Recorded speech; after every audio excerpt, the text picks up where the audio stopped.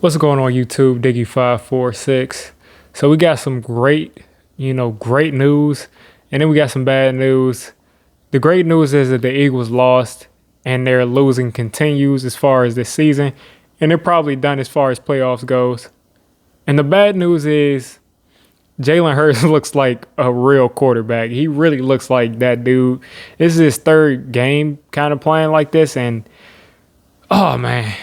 It looks like the Eagles have somebody behind Carson Wentz. It'll be interesting to see how they do that. But thank you, Kyler Murray. Thank you, Kyler Murray, because, man, he put the team on his back. He ran one in, he threw three in, and he did his thing, man. For those who don't know, I actually have a bet with a friend of mine with Kyler Murray finishing with more total touchdowns than Tom. Right now, Kyler with this game is two games ahead of Tom Brady, so I'm feeling pretty decent about these last two games as far as these last two games stretch. But back on topic, Kyler Murray came in and he did his thing. He only got sacked once. The Cardinals defense showed up, and for the second week in a row last week against the Giants, they had, 8 sacks? This week they have 6 sacks? Like 6 sacks against 6 sacks. Hassan Reddick got another sack. He didn't go too crazy, but it just shows they lost Chandler Jones. People said that they wouldn't be able to get a pass rush going. And all of a sudden, something just clicked.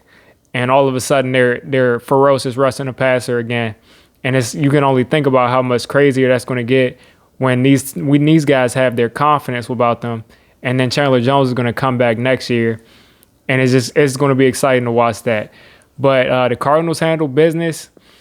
Jalen Hurts looked like a superhero again. But he just came up short. And when you look at the Eagles with Jalen Hurts, I mean, his entire demeanor is different than Carson Wentz. He looks like the bona fide leader of that football team. He looks like, everybody on that team respects him. When he says something, they're listening like he's a veteran. I mean, you got receivers that have not made plays all year, all of a sudden making plays for Jalen Hurts. And then his ability to run the football when things break down, which they've been breaking down a lot with this bad offensive line because of all the injuries, and the receivers aren't the most talented. Jalen Hurts can take off, and he's an effective runner. A lot of people thought that his running wouldn't be able to really translate that well to the NFL, but he's really running the football, and he's doing it well. So thank you, Arizona Cardinals, for getting it done and beating the Philadelphia Eagles this week. I love to see the Eagles lose. I love to watch their fans grovel in pain. I love to watch them come on here in a loss and complain and talk about other teams, about how they're never going to be anything.